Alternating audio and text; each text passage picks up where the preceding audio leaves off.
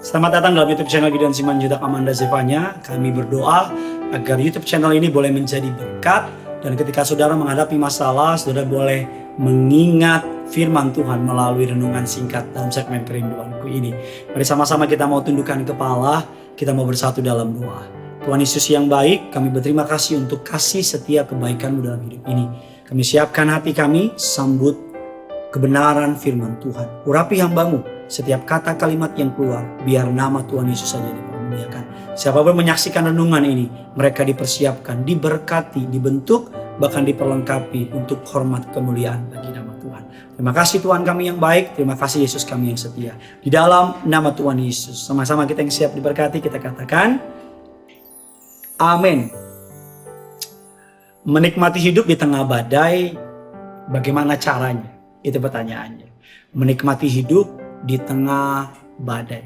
Tadi saya menonton sebuah acara TV, sebuah video lebih tepatnya, seorang anak muda yang membawa papan selancarnya, berlari, dia menunggu ombak yang besar, dan dia berlari, dan ketika ombak yang besar itu datang, dia hadapi dengan keberanian, dan tiba-tiba dia ditelan oleh ombak besar itu, dan beberapa waktu kemudian dia muncul di atas ombak itu. Dan mukanya yang paling saya seneng lihatnya. Karena mukanya itu kayak dia fun, dia enjoy, dia bahagia. Dia berselancar di atas ombak. Berselancar di atas, mungkin orang zaman sekarang bilang berselancar di atas badai. Dan tiba-tiba Roh Kudus memberikan sebuah pengingat kepada saya bahwa kalau orang benar hidupnya mengandalkan Tuhan, maka ombak yang datang hanya akan dipakai untuk membawa dia makin naik tinggi, makin besar, dan akan menjadi sebuah tontonan yang orang akan berdecak kagum, bukan karena kekuatan kita, tapi karena kita melihat bahwa kok bisa ya, dia lagi ada masalah, lagi ada badai, lagi ada gini, kok bisa-bisa tetap ketawa. Ketawa bukan karena udah koslet otaknya, karena gila gitu, no. Tapi ketawa karena kita tahu ending dari masalah kita adalah sebuah kesaksian. Ending dari beban hidup kita adalah sebuah mukjizat. Bahkan ombak yang datang harusnya kita sambut dengan sebuah iman percaya bahwa dengan ombak itu kita akan lebih tinggi, kita akan menjadi sebuah tontonan untuk memuliakan nama Tuhan.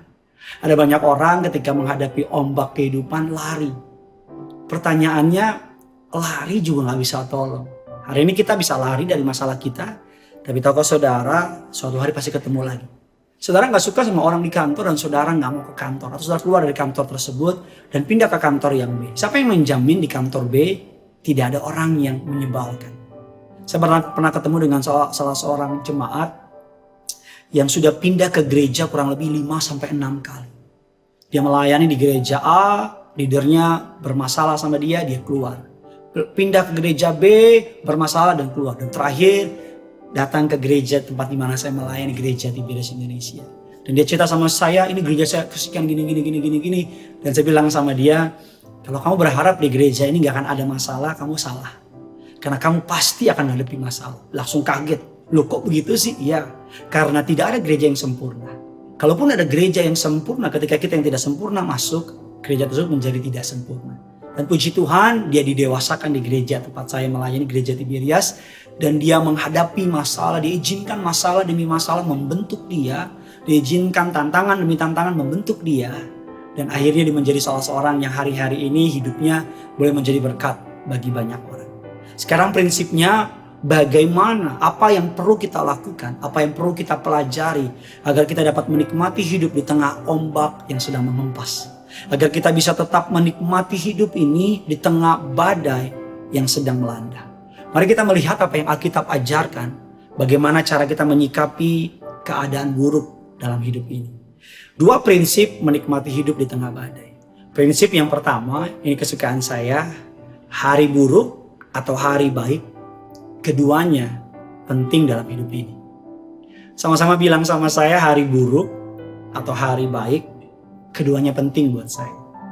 Ada banyak orang berpikir hanya hari baik yang penting buat kita. Mereka lupa baik hari baik, baik hari buruk mendatangkan sesuatu yang baik buat kita. Firman Allah mengatakan Pemakmur 7 ayat yang ke-14. Pada hari mujur bergembiralah, tetapi pada hari malang ingatlah bahwa hari malang itu pun dijadikan Allah seperti juga pada hari mujur. Siapa sih yang gak pengen hidupnya mulus kayak jalan tol? Jalan tol aja by the way ada bolongan, jalan tol aja by the way ada yang namanya hambatan. Siapa sih yang pengen hidupnya ada masalah? Kita pasti pengen hidup kita gak ada masalah, gak ada penderitaan. Kita pengen menjalani hidup hari demi hari cuma hidup yang indah, hidup yang baik, hidup yang menyenangkan. Kita gak mau ada hari yang mengacaukan emosi kita. Kita gak mau ada hari yang membuat kita pikiran, perasaan kita gak tenang, atau menguras keringat atau air mata kita. Namun penulis kitab pengkhotbah, Raja Salomo mengatakan bahwa hari baik ataupun hari buruk dijadikan oleh Tuhan juga. Dan kita tahu bahwa tidak ada maksud dari semua yang Tuhan ciptakan buruk. Tuhan menciptakan hari baik dan hari buruk, tentu dua-duanya mendatangkan kebaikan. Kita tahu bahwa ia menasihati kita ketika hari baik marilah bergembira. Tapi ketika hari buruk jangan stres. Hadapi saja. Jalani saja, ingat bahwa hari buruk dapat menjadi pengalaman yang berharga bagi kita. Beberapa waktu lalu saya ngobrol dengan beberapa teman saya yang anaknya udah mulai sekolah. Dan mereka mulai ngomong begini, saya senang anak saya sekolah. Saya bilang sekolah online atau onsite? Secara onsite, tatap muka. Semangat nih saudara. Tatap muka, saya senang tatap muka. Kenapa? Karena ketika anak saya sekolah tatap muka, dia dibentuk oleh lingkungan. Kalau di rumah dia gak ngalamin masalah Pak Pendeta. Di rumah dia gak ngalamin tantangan. Di sekolah dia pulang dia cerita teman saya Pak ngambil kotak pensil saya. Di sekolah dia cerita teman saya ngomongin saya. Di sekolah dia cerita temannya kasih dia kado. Temannya baik sama dia. Dan pelan tapi pasti dia melihat bahwa anaknya bertumbuh. Untuk bertumbuh tidak hanya hari baik tapi hari buruk juga dapat membuat kita belajar bahwa saudara dan saya Tuhan sedang siapkan. Lalu pertanyaannya, mengapa ada hari baik? Mengapa ada hari buruk maksud saya? Mengapa sih Tuhan ciptakan hari buruk? Bukankah Tuhan menciptakan hanya hari baik saja? Mengapa harus ada hari buruk? Saya teringat sebuah kutipan yang memberkati saya. Untuk saya membantu saya menikmati hari baik atau hari-hari buruk dalam hidup ini. Dikatakan demikian, never regret a day in your life. Good days give you happiness and bad days give you experience. Both are essential. Lauriel Buchanan mengatakan jangan pernah menyesalkan hari-hari dalam hidup ini. Hari yang baik memberikan sebuah kebahagiaan. Hari yang buruk memberikan kita pengalaman. Keduanya esensial. Keduanya penting. Artinya jangan menyesali hari yang buruk. Hari yang baik memberikan kita sebuah ingatan yang menyenangkan. Hari yang buruk memberikan kita sebuah pengalaman.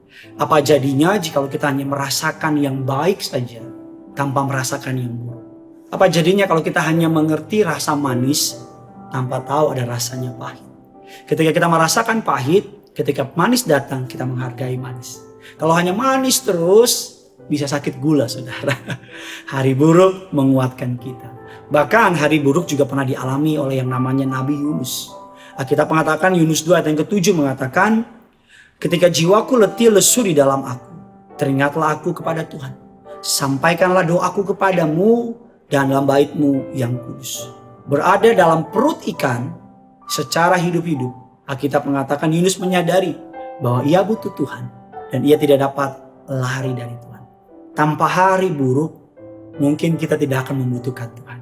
Tanpa hari buruk kita akan lupa berdoa. Tanpa hari buruk kita nggak akan belajar untuk bergantung sama Tuhan. Tanpa hari buruk kita nggak akan belajar rendah hati. Karena hari yang buruk, hari yang tidak menyenangkan adalah hal-hal yang Tuhan ciptakan untuk kita mengandalkan Dia. Yang kedua, yang pertama tadi ingat hari baik dan hari buruk, keduanya sama pentingnya dalam hidup ini. Keduanya sama pentingnya dalam hidup saudara dan saya. Yang kedua, hari baik atau hari buruk hanya berlangsung sementara. Semuanya sementara.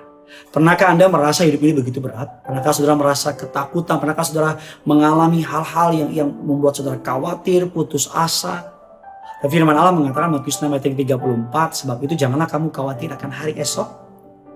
Karena hari esok mempunyai kesusahannya sendiri. Kesusahan sehari cukuplah untuk satu hari. Kalau saudara ada waktu lebih nanti baca dalam perikop Matius 6 ayat yang ke-25, 34 hal kekhawatiran. Ayat ini mengingatkan kita bahwa hal yang buruk atau yang baik semuanya sementara.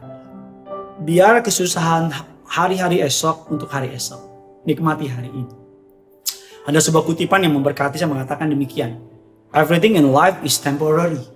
So if things are going good, enjoy it. Because it won't last forever.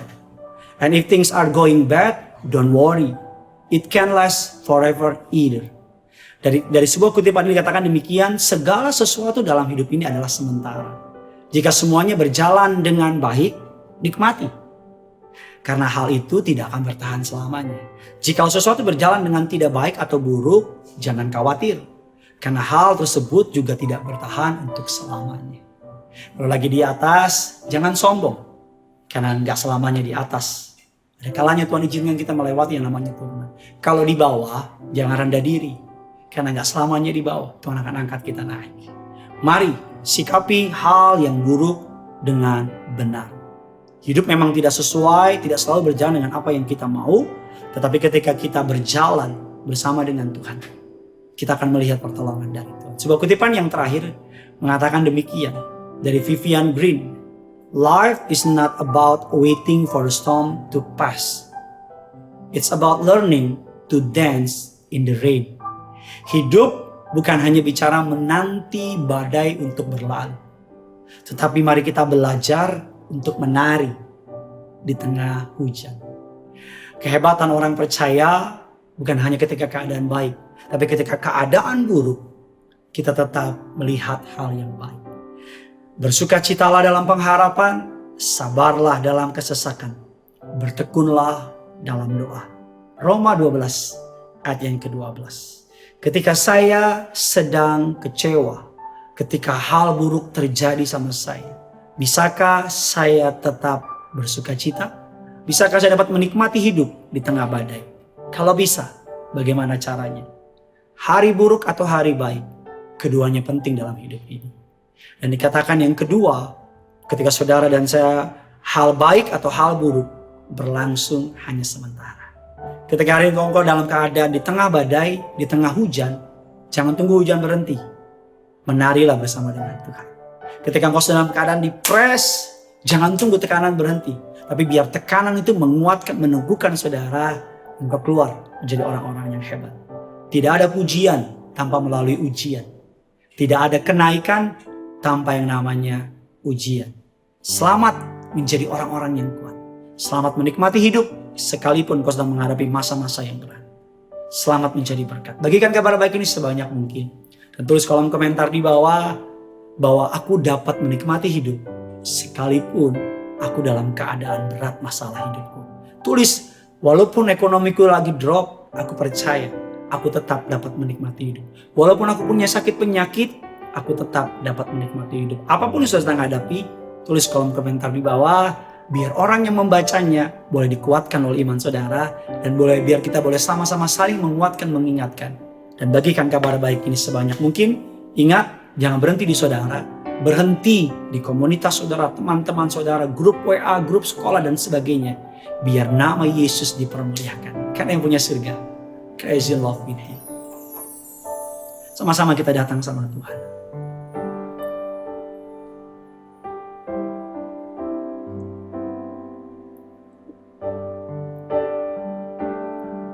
Haleluya. Tuhan adalah kekuatanku. Bersama Dia ku tak akan goyah. Ku kan terbang tinggi bagai Raja Wali, melakukan perbuatan yang besar. Tuhan adalah kekuatanku. Bersama Dia ku tak akan goyah. Ku kan terbang tinggi bagai Raja Wali, melakukan perbuatan yang besar. Ku kan terbang tinggi bagai raja wali dan melayang tinggi dalam kemuliaannya. Biar bumi bergoncang dan badai menerpa, ku kan terbang tinggi bersama Dia. Ku kan terbang tinggi bagai raja wali dan melayang tinggi dalam kemuliaannya. Biar bumi bergoncang, ku kan terbang tinggi bersama Dia. Ku kan terbang tinggi bagai raja wali dan melayang tinggi dalam kemuliaannya. Biar bumi bergoncang dan badai menerpa, ku kan terbang tinggi bersama Dia. Ku kan terbang tinggi bersama Dia. Ku kan terbang tinggi bersama Dia.